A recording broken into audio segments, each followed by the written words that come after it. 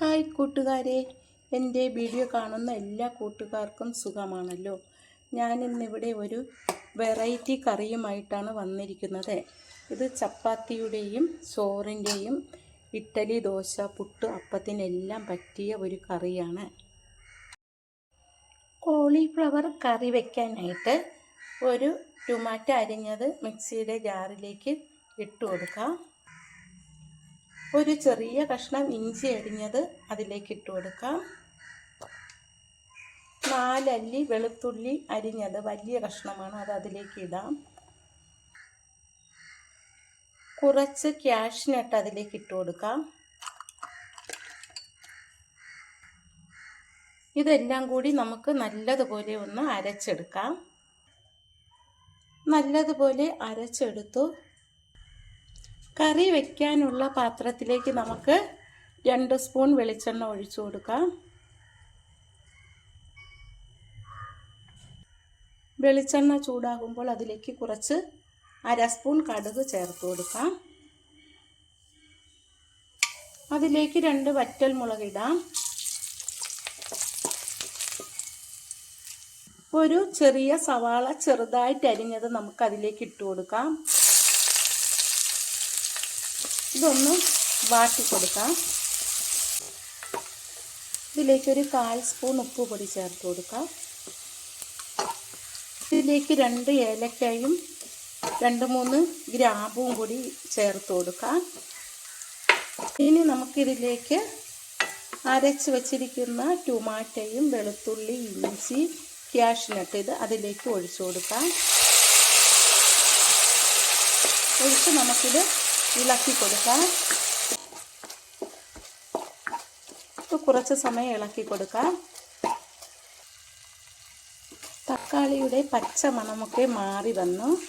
ഇതിലേക്ക് നമുക്കിനി 1 സ്പൂൺ മുളക് പൊടി ചേർത്ത് കൊടുക്കാം. 1/2 സ്പൂൺ മല്ലിപ്പൊടി കൂടി ചേർത്ത് കൊടുക്കാം. 1/2 സ്പൂൺ മഞ്ഞൾപ്പൊടി ചേർക്കാം. എന്നിട്ട് നമുക്കിതൊന്ന് ഇളക്കി കൊടുക്കാം. ഇതിലേക്ക് ഗരം മസാല 1/2 സ്പൂൺ ചേർത്ത് കൊടുക്കാം. എന്നിട്ടിത് മിക്സ് ചെയ്യാം. ഒരു 1/4 സ്പൂൺ കുരുമുളക് പൊടി ചേർത്ത് കൊടുക്കാം. ഇനി നമുക്കിത് നല്ലതുപോലെ ഇളക്കി കൊടുക്കാം. മുളക് പൊടിയുടെ പച്ച മണമൊക്കെ മാറി വന്നു. ഇതിലേക്ക് നമുക്കിനി 1 ഗ്ലാസ് വെള്ളം ഒഴിച്ചു കൊടുക്കാം. എന്നിട്ട് ഇതെല്ലാം കൂടി ഒന്ന് മിക്സ് ചെയ്യാം. ഇത് നമുക്കിനി അടച്ച് വെച്ച് വേവിക്കാം. അത് തിളയ്ക്കുന്ന സമയം കൊണ്ട് ഒരു പാനിൽ 2 സ്പൂൺ വെളിച്ചെണ്ണ ഒഴിച്ച് കോളിഫ്ലവർ ഒന്ന് ഫ്രൈ ആക്കിയെടുക്കാം.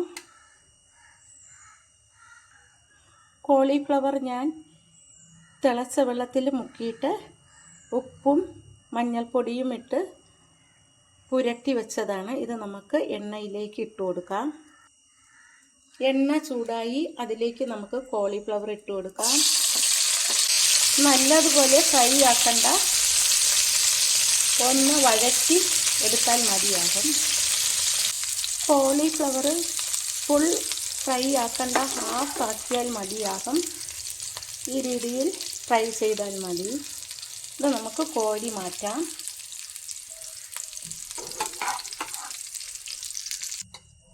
അതേ എണ്ണയിലേക്ക് നമുക്ക് ഒരു ക്യാപ്സിക്കം അരിഞ്ഞത് ഇടാം. അതും ഒന്ന് വഴറ്റിയെടുക്കാം.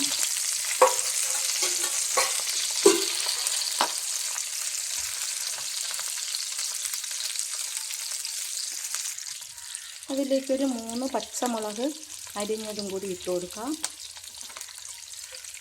ഇതൊന്ന് വാട്ടിയെടുക്കാം.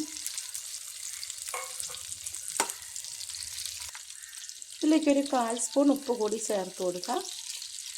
ക്യാപ്സിക്കം ആയതുകൊണ്ട് പെട്ടെന്ന് വാടി കിട്ടും. ക്യാപ്സിക്കവും വെന്ത് വന്നിട്ടുണ്ട്. ഇതും കൂടെ കോരി മാറ്റാം നമുക്ക്. ഈ എണ്ണയിലേക്ക് ഒരു സവാള വലിയ കഷ്ണത്തിൽ അരിഞ്ഞത് ചേർത്ത് കൊടുക്കാം. ഇതും കൂട്ടി ഒന്ന് വാട്ടിയെടുക്കാം. ഇത് കൂടി ഒന്ന് വാട്ടിയെടുക്കാം. ഉള്ളിയിലേക്കും കുറച്ച് ഉപ്പ് പൊടി ഇട്ട് കൊടുക്കാം.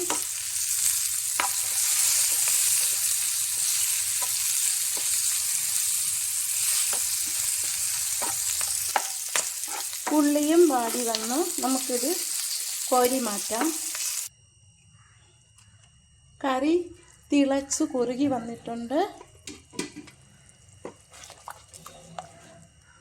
ഇതിലേക്ക് നമുക്കിനി വഴറ്റി വച്ചിരിക്കുന്ന ക്യാപ്സിക്കവും കോളിഫ്ലവർ ഉള്ളിയും ഇട്ട് കൊടുക്കാം. ഇനി നമുക്കിത് നല്ലതുപോലെ ഒന്ന് ഇളക്കി കൊടുക്കാം. നമുക്ക് കുറച്ച് കറിവേപ്പില ഇട്ട് കൊടുക്കാം. കുറച്ച് സമയം അടച്ചു വെച്ച് വേവിക്കാം. കോളിഫ്ലവർ കറി റെഡിയായി വന്നിട്ടുണ്ട്. ഇത് നല്ല കുറുകിയ ചാറോട് കൂടിയ കറിയാണ്. ചപ്പാത്തിയുടെ കൂടെ കഴിക്കാനും ദോശയ്ക്കും പുട്ടിനും അപ്പത്തിനും ചോറിനും എല്ലാം ഈ ഒരു കറി മതിയാകും.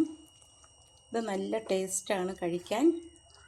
എൻ്റെ ഈ വീഡിയോ ഇഷ്ടമായെങ്കിൽ ആദ്യമായി കാണുന്നവരെല്ലാം എൻ്റെ ചാനൽ സബ്സ്ക്രൈബ് ചെയ്യണം, സപ്പോർട്ട് ചെയ്യണം, ലൈക്ക് ചെയ്യണം, ഷെയർ ചെയ്യണം. Thank you.